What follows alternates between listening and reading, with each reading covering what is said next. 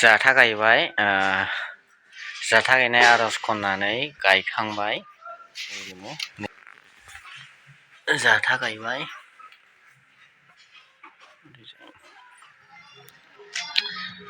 हाय लोगो नोंथांमोन बयखौबो आंनि बे गियान ब्लग इउटुब चेनेलाव बरायबाय।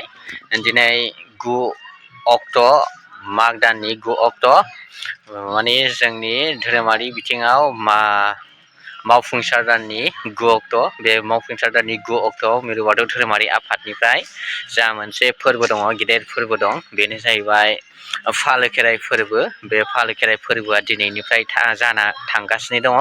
बेनो जाहैबाय दिनै सेथि सान, बेनिफ्राय जोंना सानबा जाहैगोन। बे सानबायाव जोंना दिनैनि सेथि सानाव जाहैबाय गियान आरज खालामगोन गासै सिबिसालियावनो, मिरु सिबिसालिनिफ्राय लानानै आरो बिनिफ्राय गावबागाव एरियानि दालाय बिथ' सिबिसालि, दालाय सिबिसालि आरो दालाइसा सिबिसालिफ्राव गासैबो गाजा गोमजायै आरज खालामनो लागासिनो दं। दा दिनै गियान आरज खालामखांनायनि उनाव गाबोननिफ्राय दावबायगोन, गासै सिबिसालियावनो दावबायलायगोन ज'नो। दा बिदिब्ला जोङो फोरमायलांसै। बिराद खुवा दाबो एकदम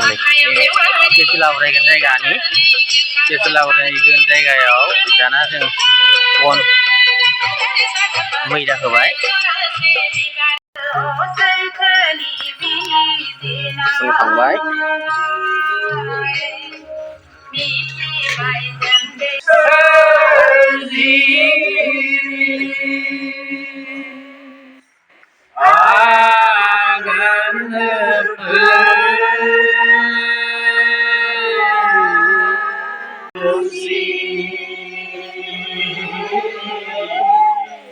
फैलाव मुलुगा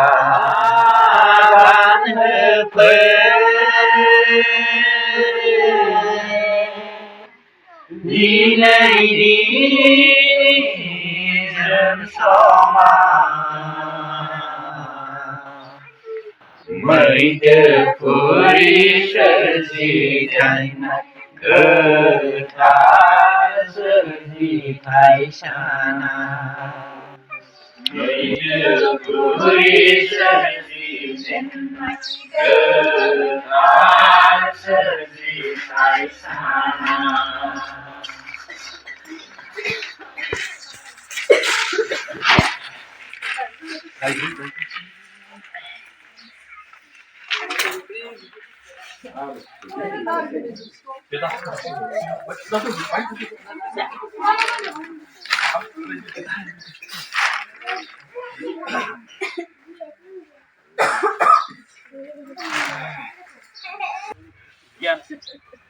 गियान बेखेवनाय सान सेथि सान जाहैयो आरो बेनिफ्राय 13 अक्ट'सिम बे हाबाफारिया जालांबाय थागोन। बेनिखायनो गिबि साननि गियान आरजखौ दिनै दिज्ला बिर होनायजोंनो बरायना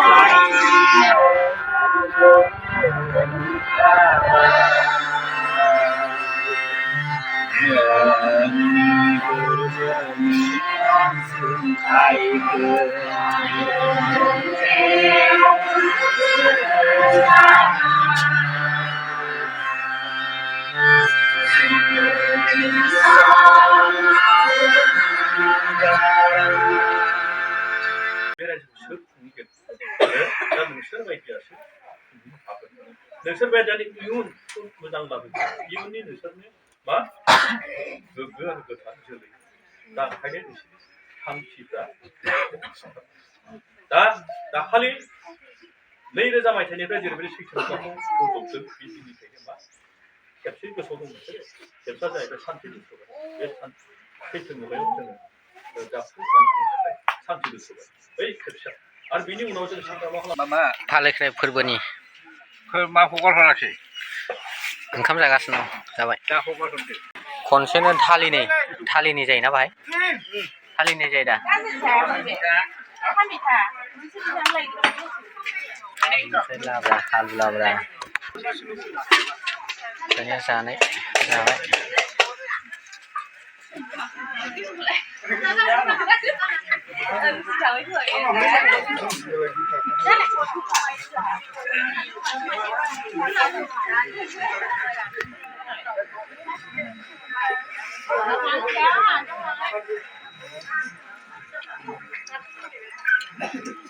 Bilang dia bujakan.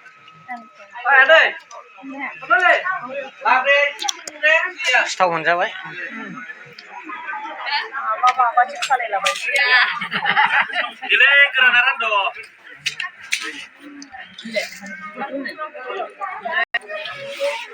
बयबो एफा एफा बानायना लाबोनाय